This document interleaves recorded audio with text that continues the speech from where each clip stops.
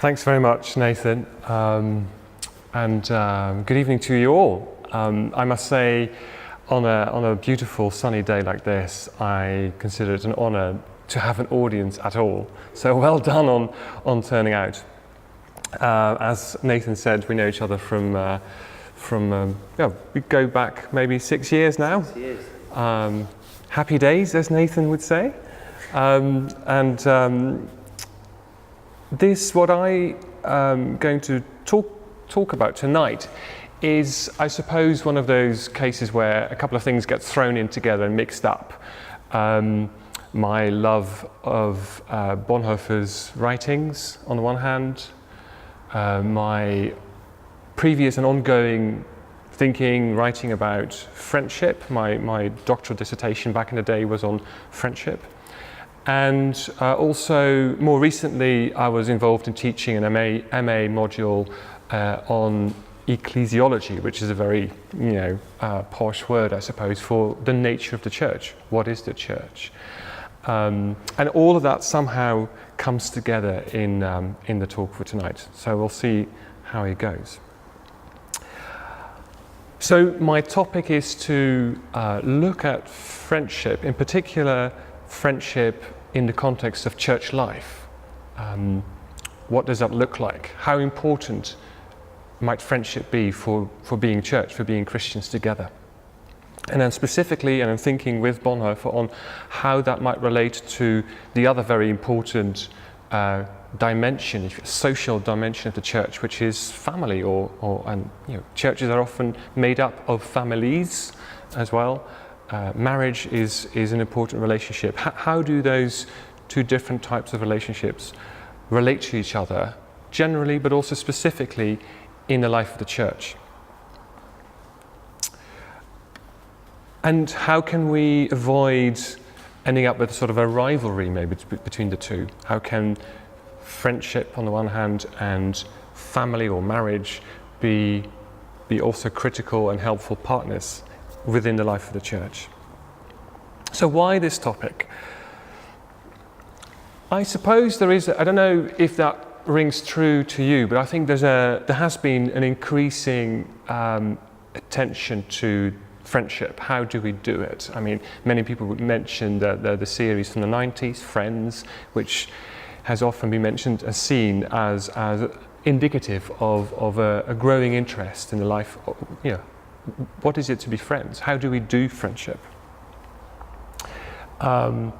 Friendship has become more a topic in theology, in moral theology, in philosophy, including moral philosophy. It's maybe interesting to see that, for example, the school of life, for them, like you could say a secular school for how to live life well. Friendship is an important topic for them. Why would that be? Well, it must have to do with changing patterns, developments in society. The last few decades have seen huge changes. First of all, in how people live their lives. A drop in number of people who are married, or at least people get married much later in life. More and more people live a single life, or at least for longer during their lifetime. And that, together with also huge changes in social attitudes to sexuality, homosexuality, and related topics, all of which you could say has contributed to a renewed interest in friendship,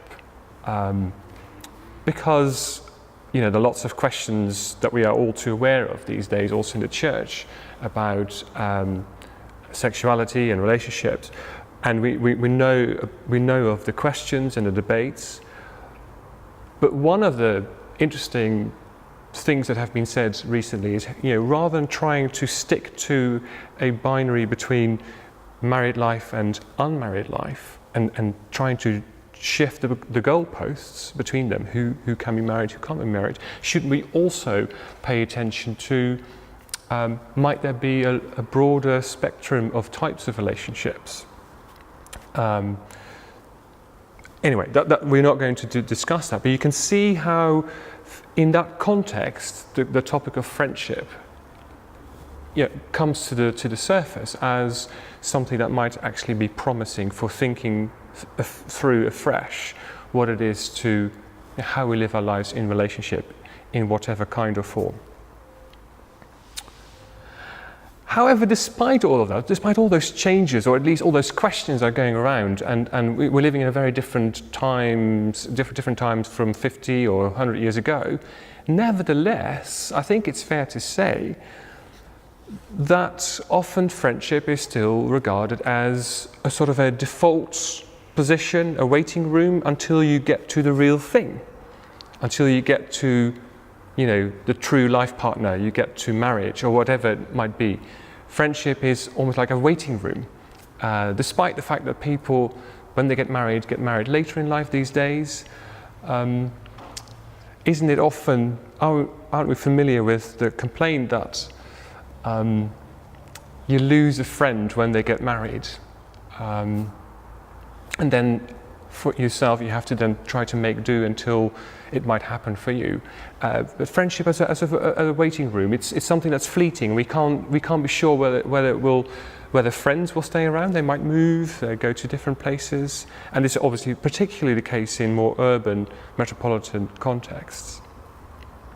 So although we have lots of reasons for thinking again about the place of friendship in our lives alongside other types of relationships, we still, in wider society, but also in church, I suppose, we can often still sense as if there's only one thing, is the real thing, marriage, family life, and the rest is making do until that might happen to you. And yet that would be strange also if in relation to the history of the church, because if you go back long enough, there's an old tradition of Christian thinking and practice that sees marriage as one vocation alongside celibacy, but also alongside community life, say the religious orders of the early church, and as they have continued primarily in the Catholic Church.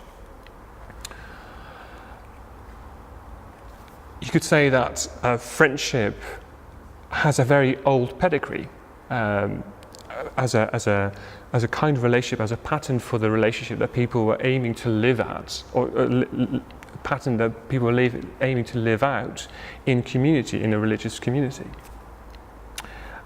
So it's got very old papers, and that in itself goes back to parts of Scripture, where Jesus, we'll come back to that later on, at some point talks to his disciples and says, "You are no longer my servants, you are my friends." So a moment when the disciples are being renamed his friends. What does that mean for next generations of disciples? What does it mean to be a friend of a disciple and a friend of Christ? And what does that mean for our relationships to one another? There's an old tradition that talks about friendship as the ultimate aim in our life, namely friendship with God. What's that about? Is that maybe another reason why we may have to take a look again at the topic of friendship? But what we're going to do tonight, as I already announced, we're going to look at it specifically with Bonhoeffer, look at how he thought about this, talked about this with friends or corresponded about it, and how he worked through some of these questions and see what we can learn from that, hopefully. So what we're going to look at is not only his more academic writings, some themes that emerge in his academic writings, but also his correspondence with his friend Bethke, who ended up being his biographer. Some of you may be familiar with that story. And the pattern that we'll see emerging from that, from both his more academic writings and his correspondence, is the sense that initially Bonhoeffer felt that friendship, although very important for him personally, somehow exist on the fringes of society, somewhere in between and outside the more solid institutions of social life, marriage, work, the church as well. But in thinking it through further, in correspondence also with his friend Bethke, we can see him moving position and actually beginning to see how friendship, together with some other aspects of life, being actually quite at home in the church. And that actually friendship is central, crucial to living out the Christian life, of the life of discipleship.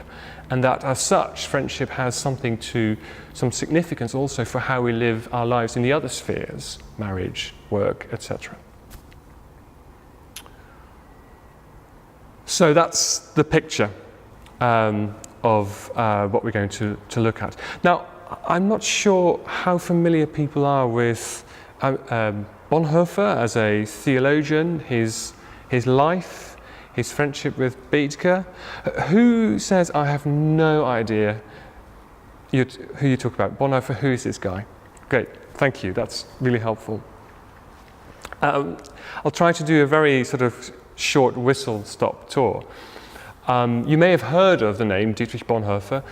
He's a key 20th century German theologian. But apart from being a theologian, he's also well known for his resistance to Nazism in Germany. He was a German academic theologian, but also a pastor, a pastor in the Lutheran Church. And even before the Second World War, he was at the forefront of a movement that resisted, what you could say, the Nazi incremental takeover of the Protestant Church in Germany. So long before war broke out, the Nazis were really working hard to get a grip on all the different aspects of German society, including the church.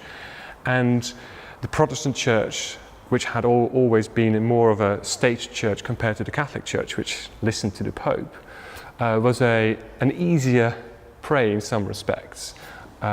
Lutherans were well used to obeying, to sticking to their core business of preaching and doing church and leaving the rest to the state.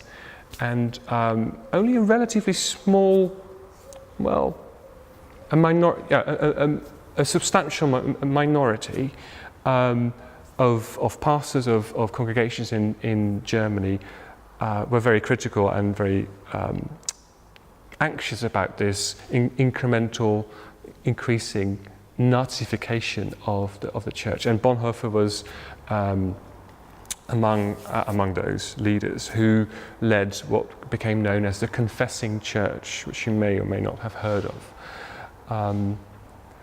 Later on, as things developed further and the internal German struggles made way for full war, warfare and the Second World War, and the church struggle disappeared a little bit more to the background. Bonhoeffer became involved in some ways with the resistance movement that tried to topple Hitler's regime.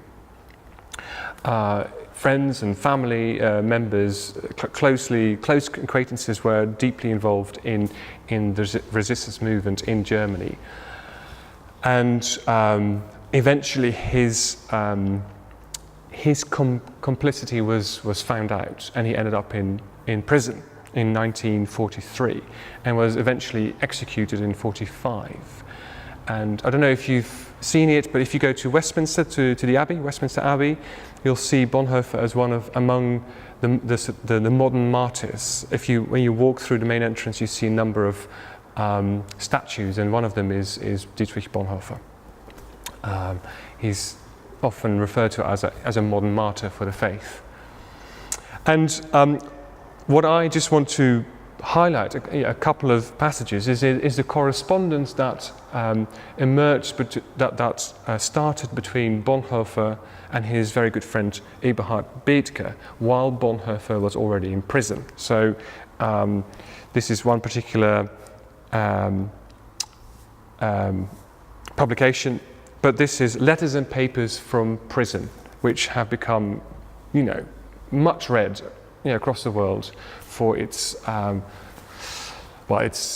here we see two friends who know each other primarily as colleagues, fellow pastors and theologians, thinking through, and with all their theological strengths, all the challenges in front of them, and obviously deeply in crisis. Bonhoeffer in prison, and Bethke having to serve in the military at that point, in the German military, for a long time, stationed in Italy. Their friendship went back to 1935, when Bonhoeffer started the independent seminary of Finkenwalde. So the Germans were clamping down, well, at least were controlling the established ways of training new vicars and pastors. And so the confessing church that Bonhoeffer played a role in started sort of illegal seminaries. His was in the north of Germany, trying to stay under the radar of Nazi control. And here were seminarians, ordinands, who didn't want to be trained in the mainstream schools because of the influence of Nazi ideology. And in 1935, Bonhoeffer started this school, this college, if you like, and Bethke was among the first intake of ordinands. And they were actually not that different in age. Bonhoeffer was a very young lecturer, you could say, but Bonhoeffer was slightly older. But that's the start of a very intense, rich friendship. And Bethke survived the war and ended up being, you could say, the person who really brought Bonhoeffer's work into the wider world and ended up writing his first biography. Has always been, his career has always been deeply bound up with the legacy of his friend Bonhoeffer, who was obviously executed in 1945. So that's by way of a little bit of an introduction. Let's have a quick look at what's going on in their correspondence, because as I said, now going back to the theme of friendship and family. And what we see here, I mean, if you read the letters, there's obviously lots of topics flying about, lots of thoughts. And particularly this first letter that's relevant for us is also the very first letter that Bonhoeffer was able to get smuggled out of prison to his friend Bethke. He was only allowed to write to his family, which is an interesting point to come back to in a moment. But he was not allowed to write to anyone else. But eventually he was able to get some of those, to start a correspondence with the help of a prison guard who was friendly to him, to get letters also out to Bethke, who was serving in the military. And the first letter is from November 1943, the very first letter that Bonhoeffer is able to write to his friend who hasn't seen for a long time. He's been in prison for months now. And among lots of things that he mentions, at some point, very briefly, he drops this comment. He says, by the way, Bethke had just got married to Bonhoeffer's niece, to make it even more complicated. So they were now also connected through a family connection. So you can see that the themes already emerging here. And Bonhoeffer says, well, actually, in a way, it's good that I'm in prison because you just got married with my niece, Renata, and it's probably good that, given the strength of our friendship, it's good for me to step aside for a bit. And he refers to the conflict between friendship and family, or family and marriage. Those are the two together. And in this case, particularly marriage, they just got married.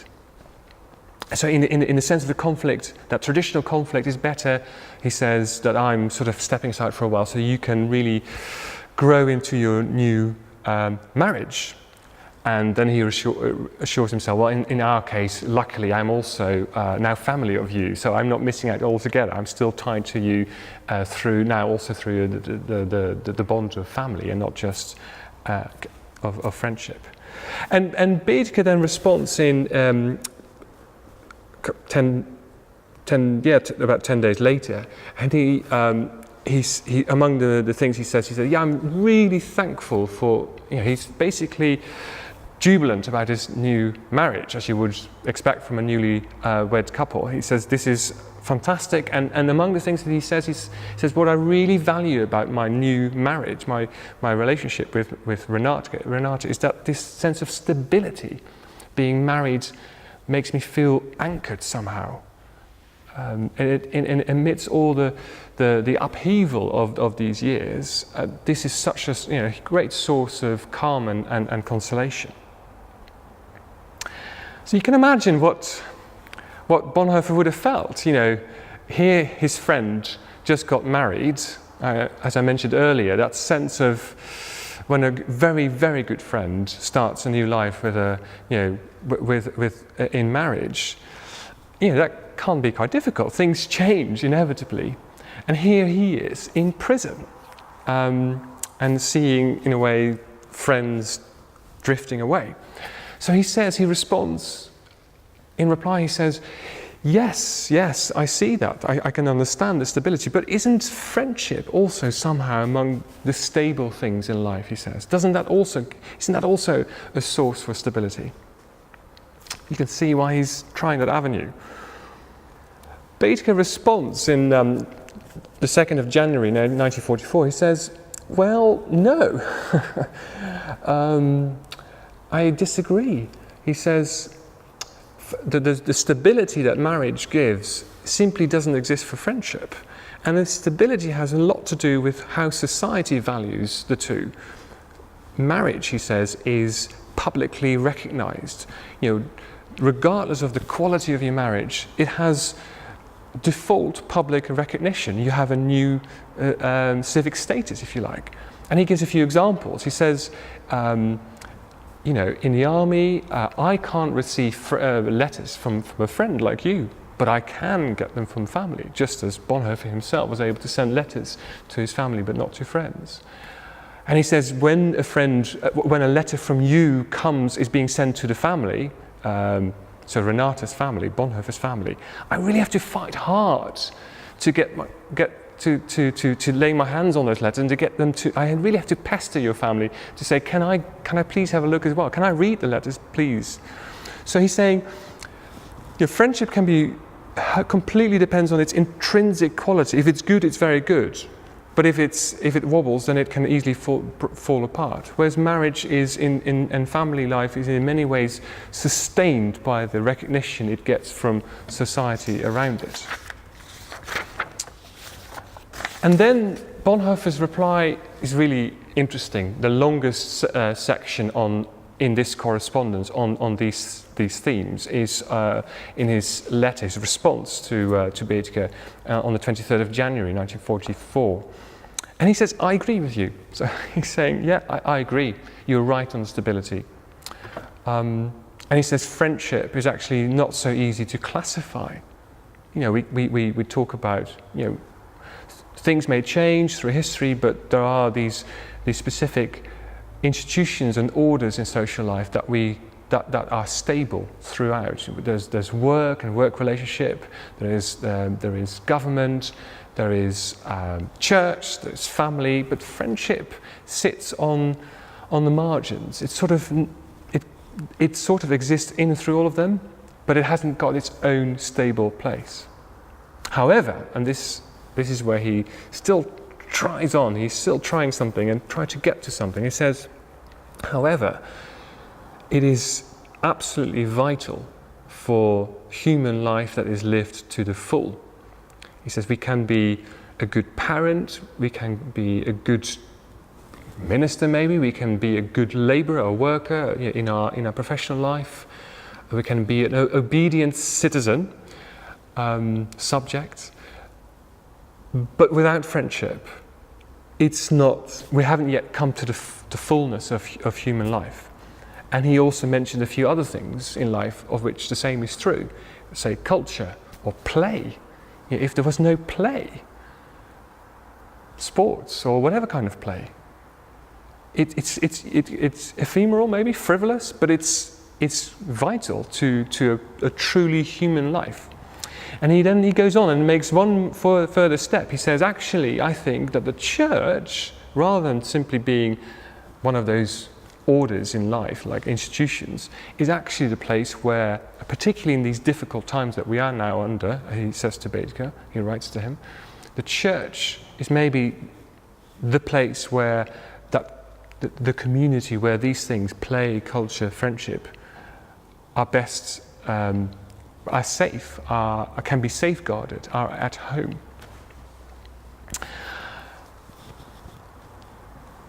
You think, what to make of this? I mean, there's not more than this in the letters. This is just correspondence between two friends, among lots of other topics flying about.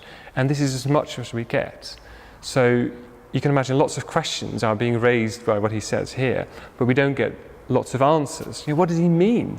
For example, the first question, why does he give in so quickly to Bethke when Bethke says, no, I disagree, friendship is not among the stabilities of life? Why does he give in so quickly?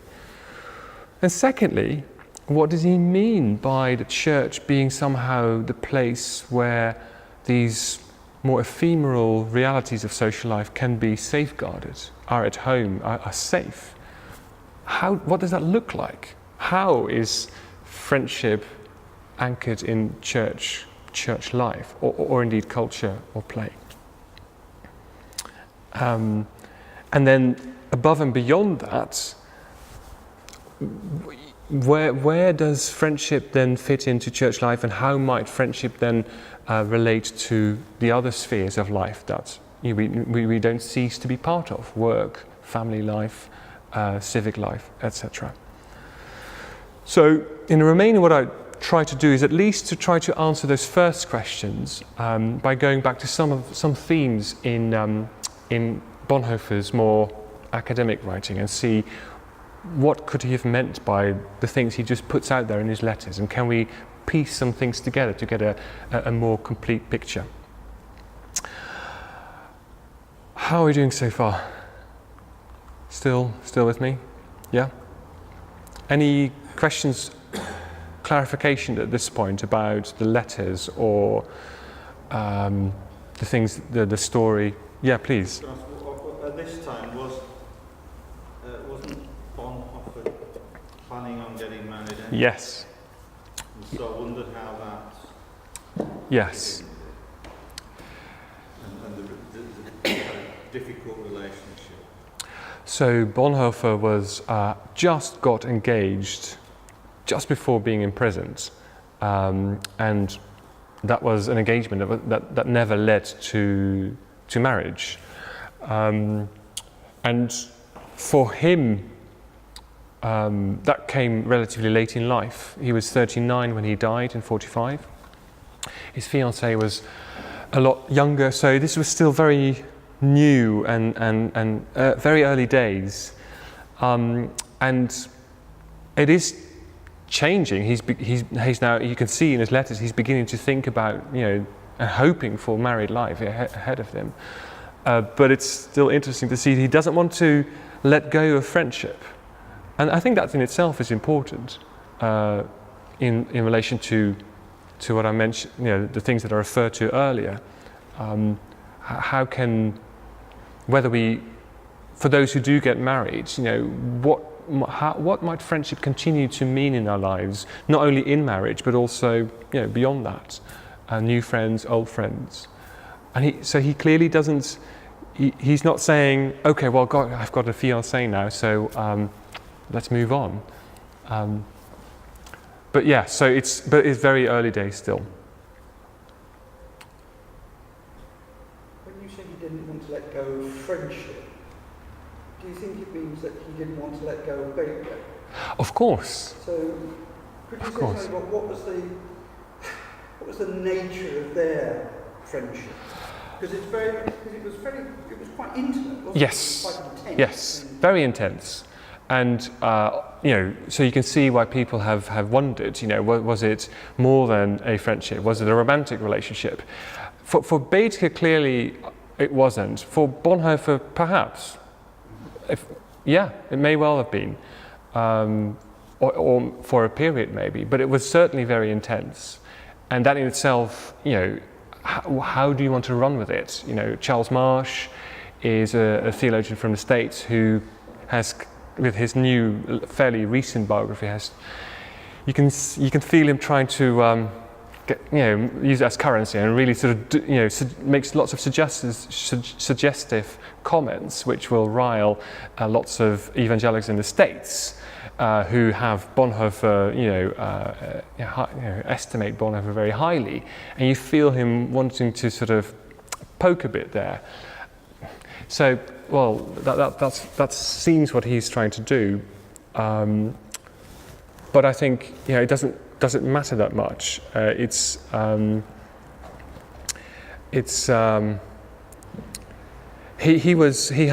had Bethke wasn't his only friend. He had other very dear friends. So whether or not that relationship became, for him at least, or was for a while, was indeed romantic as well, I don't think that takes away from what he still wants to find out about friendship in general. And Bethke himself writes about this later, after the war. He reflects on that, and he clearly plays it down, not only in relation to himself, but also to them together. So we have to sort of also listen to him. But yeah, you're absolutely right. It was a very, very intense relationship.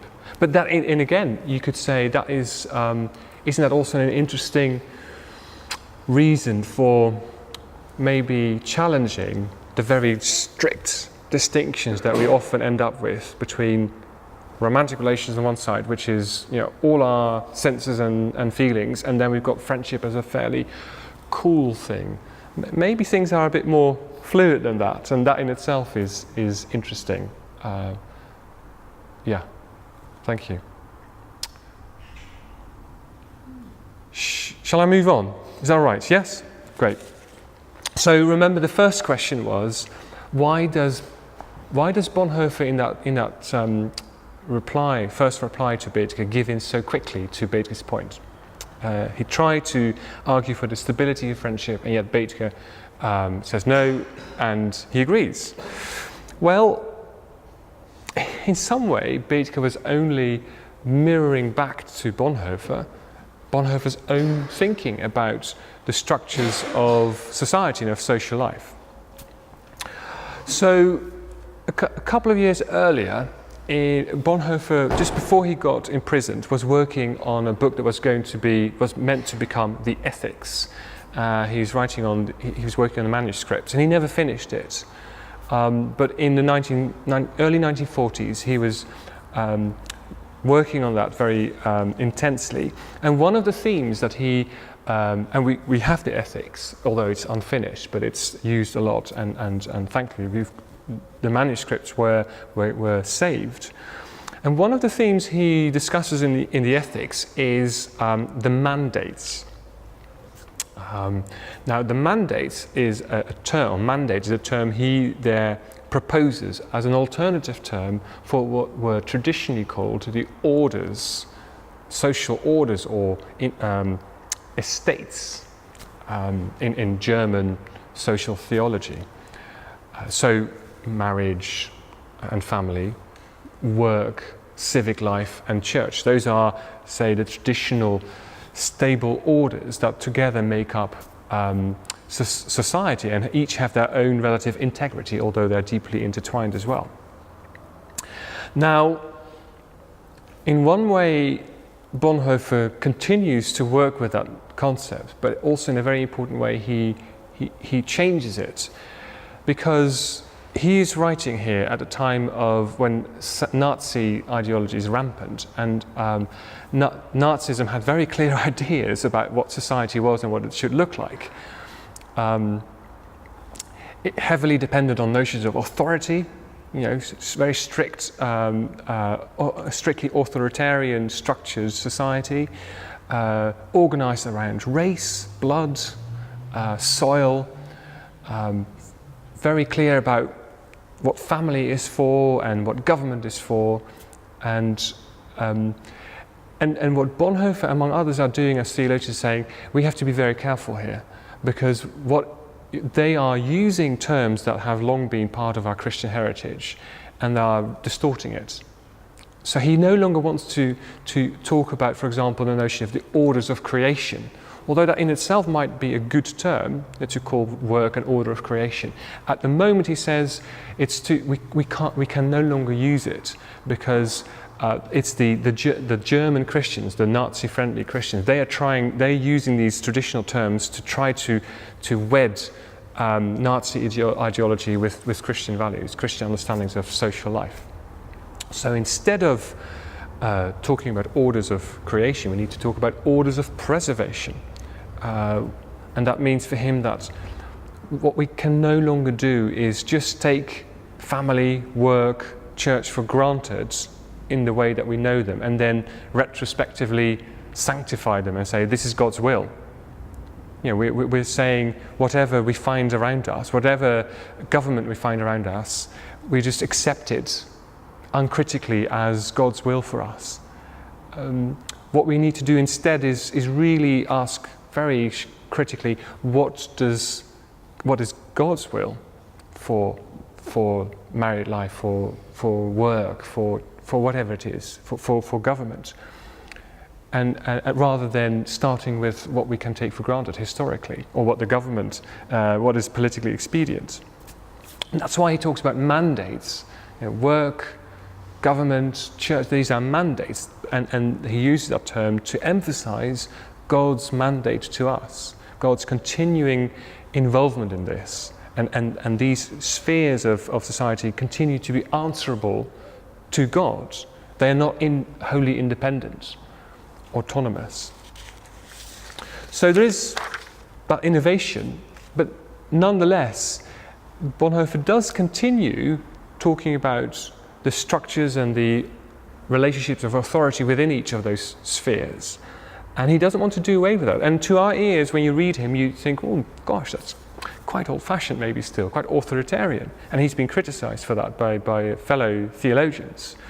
How he talks about marriage and the relationship between spouses is you could say, that's quite old-fashioned. So it seems as if he retains a lot of the old way of talking about it. However, he's absolutely clear that whatever relationship of responsibility and authority obtains within each sphere, however strong the authority and the task to exercise authority might be, he says it's always answerable ultimately to God's authority. It's not independent. And again, that's what the term mandate is so important for him. It's God's mandate to us, and therefore it's not up to us. It's not simply up to us. So going back to that first question, you can see why he agrees so quickly with Bethke. Bethke basically says, well, you've been writing about this kind of stuff. We've been talking about this. They had a lot in. This was common, shared understanding of how to understand God's design, God's design in both in creation and in redemption for the shape of human society in all its diversity. And it's not just, we can't just change that. It comes with particular structures and orders, and we need to take those seriously. So when I say marriage has brought me that stability, well, I'm sure you know what I'm getting at, and obviously he did. He agreed very soon with it, and in his writings, friendship doesn't feature in the ethics as such. When he develops his theory of the mandates, it's sort of only sits somewhere on the fringes or in between. It's not one of the mandates itself. He was very clear on that. And so, in a way, Bethke was only reminding him of his own writing, his own theology. But we saw that he's moving on. He's not giving up. He's still trying to find somehow to try to expand his classification, to try and find what the place of friendship is alongside the mandates he had already been describing in the Ethics. And as we've seen in the letter, the idea he comes up with is that friendship is part of, I think I mentioned it, or maybe I've forgotten, but he says it's part of a sphere of freedom that surrounds and pervades the different mandates. It's not a mandate itself, but it's somehow there. It's fragile. It doesn't have that sort of external recognition and stability, but it's nevertheless really important for a fully human life. And the second thing he was doing there in this letter was to say, and it's only a few comments, so what does he mean by it? But he says, particularly in these difficult times that we live in, the church is the place where the sphere of freedom, including the life of friendship, can still flourish, and where it's being driven out and pushed aside in our current society that's so heavy on orders and obedience and structures and now also you can imagine the necessities of war. Only in the church these things can still thrive. Where does that come from, this idea that friendship might be safe to flourish in the church? Because wasn't the church one of the mandates itself? What's going on there? So that's the second question. Now, to understand that, again, we can go back to some of Bonhoeffer's own writing, but earlier on in his life. Previously we looked at his Ethics, which was still very recent. He hadn't even finished the manuscripts. But to understand what he might have meant with this comment about the church and its relationship to freedom and friendship, we have to go back to his first dissertation that he finished while he was, I can't remember now, was he 26? No, 23, I think. He was very young and he finished his first dissertation. It's called Sanctorum Communio, which is Latin for the communion of saints, the phrase from the creeds. We believe in a church, the communion of saints. And it's his first major work, what was published in the 1920s, where he reflects on what the church is, what kind of body, what kind of community is the church. And we're not talking about, obviously, then about church building, or not even primarily about the orders or the ministries of the church. All of that is important and comes into it. But what, at the heart of it, at its basis, what is the church?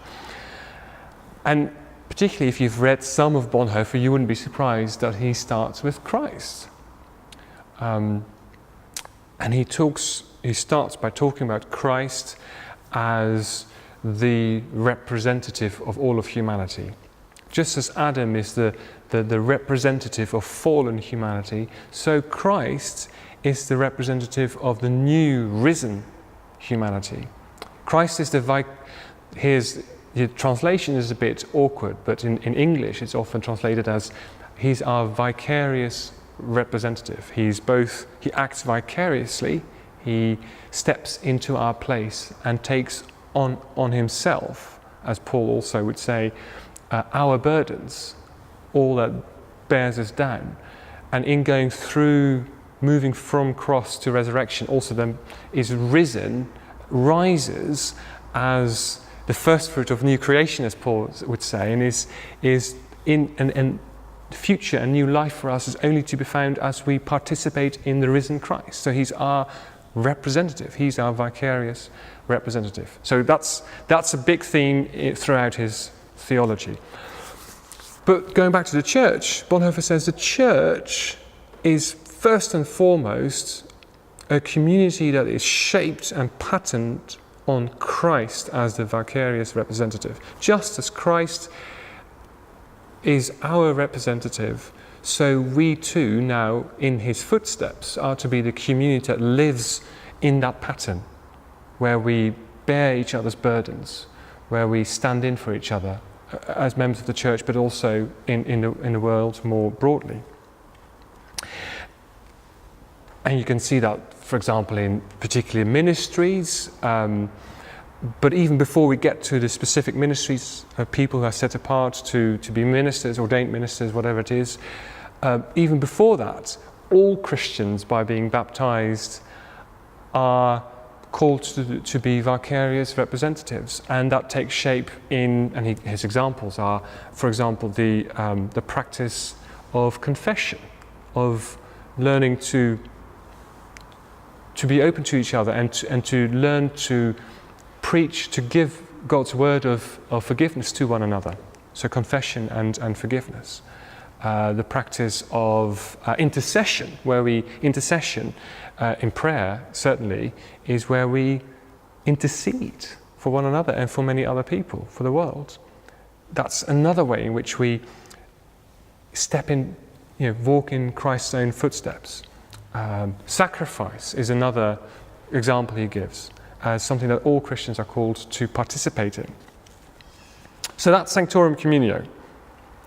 In a moment we'll see how that might relate to friendship, but just to mention briefly that theme continues in the ethics, but then in the ethics his scope, we were back in the 1940s where now at the forefront of his mind is, how are we to live in, under dictatorship, under this horrible dictatorship, and where the church struggle almost has already receded, and now it's more a matter of survival. How do we act responsibly, vicariously, in the terrible situation we're under?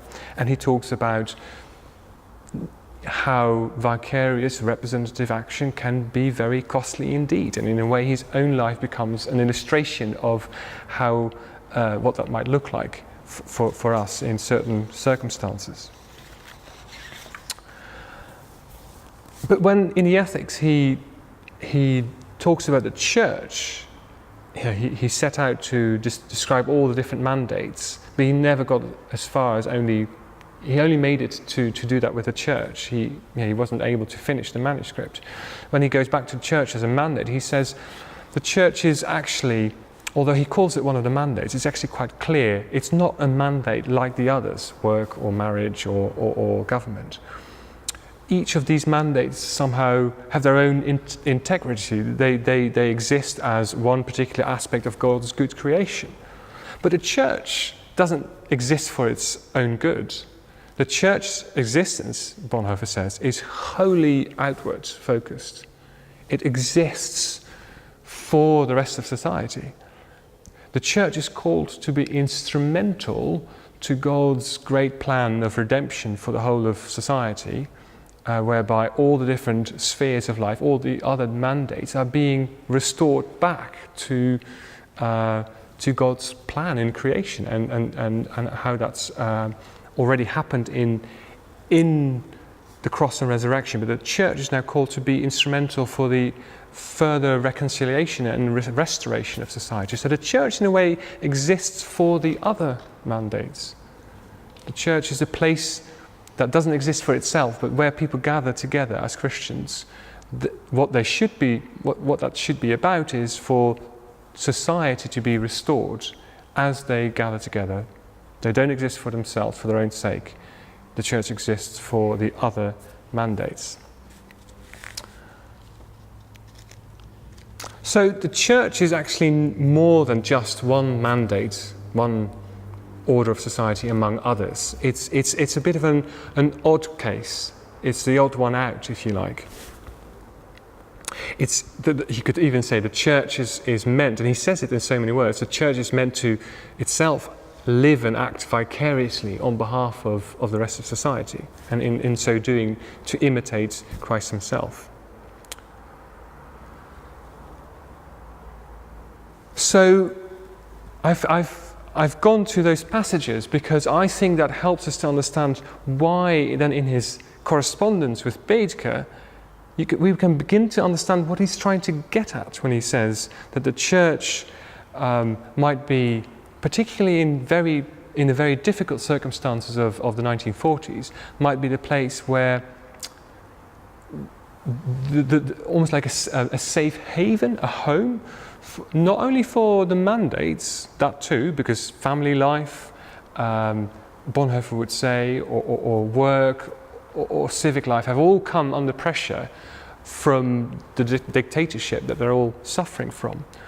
Now, if that's true for the mandates, if they have become endangered, if you like, and come under threat from the horrible, idolatrous ideology of Nazism, well, how much more true must that be for that sphere of freedom, which is in and of itself already so much more vulnerable and compared to the mandates, much more fluid.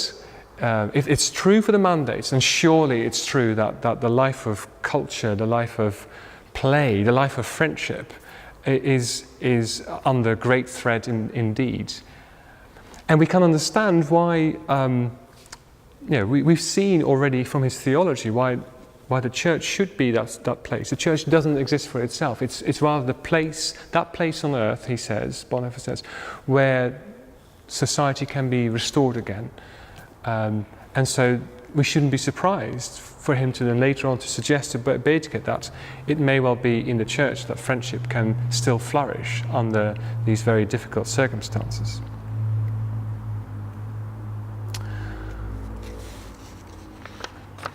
But then what about that final question? What about, where does that leave friendship, and how might friendship then, what does that mean for friendship in particular to be at home in the church? Well, I already mentioned that in Sanctorum Communio he talks about how at the very basic level already church community, church life should have the pattern of Christ's own life of vicarious representation. And there are those three examples of confession, of intercession, of works of sacrifice. Now he's very clear also in Sanctorum Communio that these are not simply things that, so for example, ordained ministers do, although they do that in very important ways, and it's very, there are good reasons why we have those orders in place for example, for confession or whatever it might be. But he also is clear that he believes in the priesthood of all believers, as a good Lutheran, you could say, and he says this is something that we all should do to each other. This is meant to be a reciprocal thing. We hear each other's confessions. We intercede for one another. And I think this is where we can begin to see, together with the letters, where he doesn't say it in so many words, but you can see how that comes quite close to a certain pattern of friendship. And not only that, but as a colleague of mine in a recent doctoral research has been writing about, if you look at Bonhoeffer's own friendship with Bethke, you can actually see those practices as reciprocal practices of confession, of intercession for one another, for great sacrifice. We can recognize that as a pattern of their friendship. His work, his name is Preston Parsons, he's just submitted his doctoral thesis, has been really helpful for me to sort of point out that this is not just a thought, but actually something that they already practiced in their own friendship. So what we see is that what Bonhoeffer had previously described as key practices or disciplines in the church were actually a key part of his own friendship. Parsons calls it a theological friendship with Bethke. So this is not friendship as we like it, however we think we should do it. It's actually friendship, a more intentional practice of friendship, maybe a more intentional discipline that comes with certain a regular pattern of prayer, etc., etc. So an example is that they both used the prayer book, and they continued. They read that. They knew that they stuck to the same calendar, even though they, in those years that they barely saw each other, and they were both confident and rested on the notion that they would use that in prayer also, including prayer for one another, to continue to intercede for each other. So what you get from Sanctorum Communio, and then his friendship and the shape of it, and then these thoughts in the letters, is that actually friendship, rather than being something on the fringes, something of just only fluid and difficult to pin down, is actually something that takes center ground in how Bonhoeffer understands the nature of the life of the church.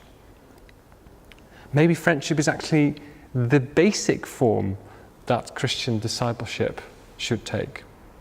However, which other forms of lives we all enter into, friendship is maybe the very basic, the most basic relationship amongst disciples of Christ. If that's the conclusion, that's in sharp contrast, you could say, to much experience, both in church, I think, churches, but also in society, wider society, as I discussed in my introduction. That's quite challenging and quite critical of how it's often perceived to be as an add-on, as something maybe that keeps us going until we reach the real thing. So friendship here is expected to play a really crucial role in the church's ministry and mission in the world. The church's ministry and mission in the world is, remember, that of following Christ in acting and living vicariously, representatively. Well, maybe the primary way in which we are called to do so is to do that to one another, to be friends in and through those practices.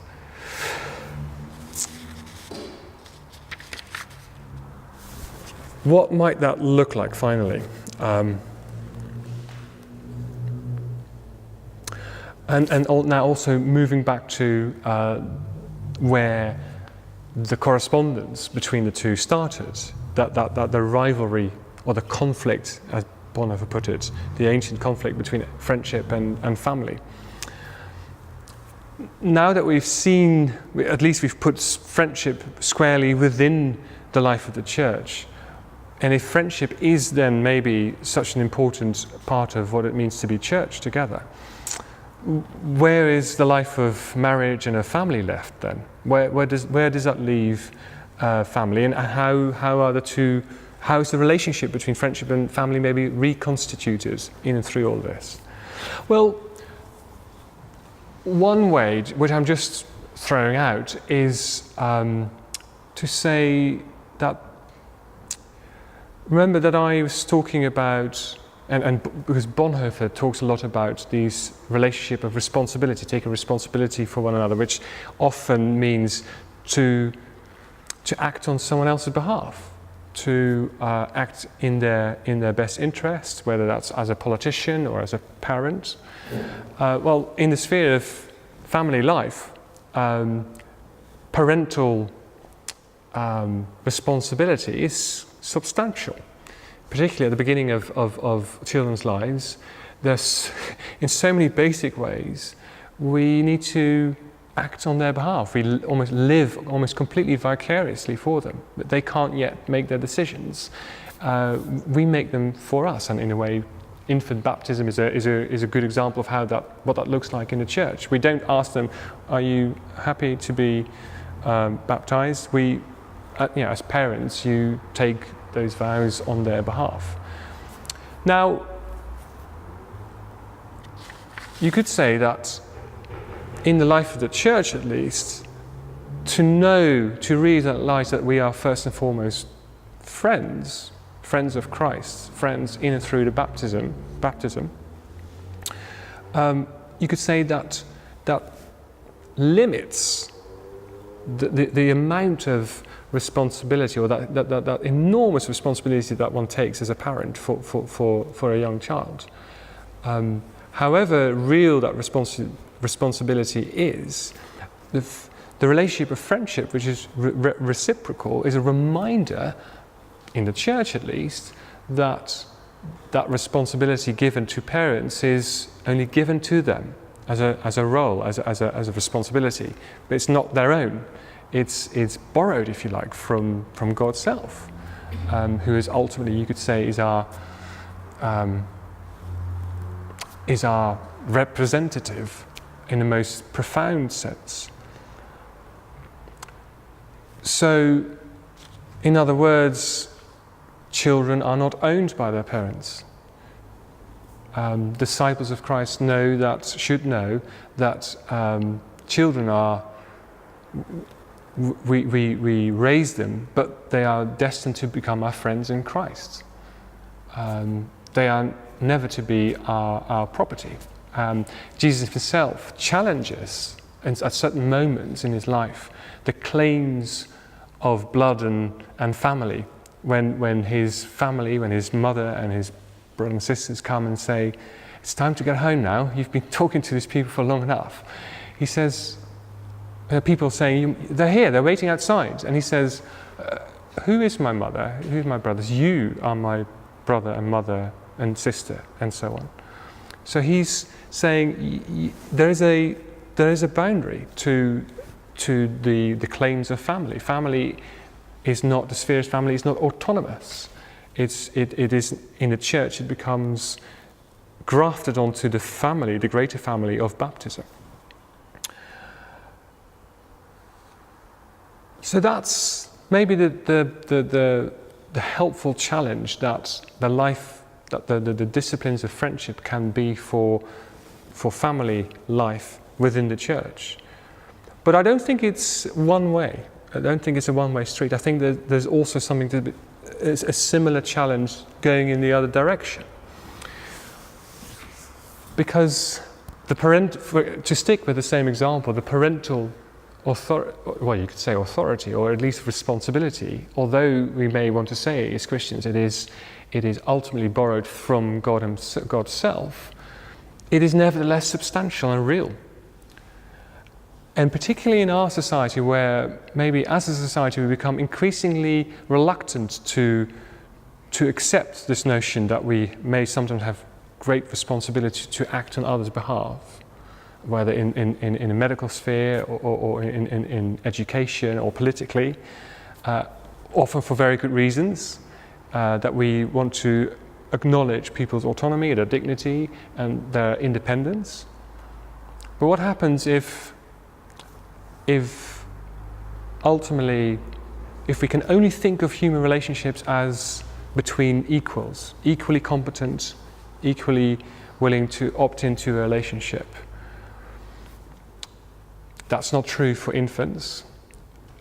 Their place in society is initially safeguarded by those who are willing to step into a role of responsibility and act on their behalf. And it's crucial for their development that people do that people in our lives have done that for us, and that has shaped us who we are now. And if that's true for infants, it's also true for many other members of society who may never, in this world, may never be able to speak for themselves in ways that dominant models of socio-economic models assume that we can. Often it's assumed we're all meant to be autonomous choosers and consumers. What of those who don't fit that bill, who don't fit that model, who may always depend on a measure of representation from others? So, in other words, what I'm trying to say is that maybe the sphere of family life, parental responsibility is also, vice versa, a reminder and a challenge to our friendship. That our friendship is not simply meant to be a club of equally minded people who have the same means and the same freedom to opt in, like a golf club or whatever club you might want to choose to join. This is a club, a friendship of equals, but not of people who are exactly the same or have the same capacities. And parents and guardians of all people will know the importance of defending the dignity of those who haven't got the means to speak up for themselves and to fend for themselves. In other words, the challenge of family life towards friendship is also, in the church life, is that of being reminded that the friendship amongst Christ's disciples is not a club of like-minded people, They come in all sizes and shapes and forms with very different capacities. And their dignity doesn't depend on their ability to fend for themselves. Indeed, in John 15, Jesus says, and this is again part of being reminded of what friendship really is about, from a Christian perspective. You did not choose me. You didn't opt into this as a sort of a matter of your choice. I chose you. And us being chosen by Christ, if we can expand from the first circle of disciples to the church, surely has implications for how we relate to one another. If we were chosen rather than us choosing ourselves to opt in, that has huge implications for how we are to be living together as friends, all chosen by Christ and given to one another, not of our own choosing, but of the Master's choosing. So I think in a way I've tried to say how, trying to give a few examples of how the language of family and the language of friendship, but also the practices around that, it's not an either or. It's in a way we need both desperately to know what it looks like to live out, to be the church. The friendship and family, if you like, are almost like critical partners of one another, challenging each other critically for the sake of each other within the whole body of the church.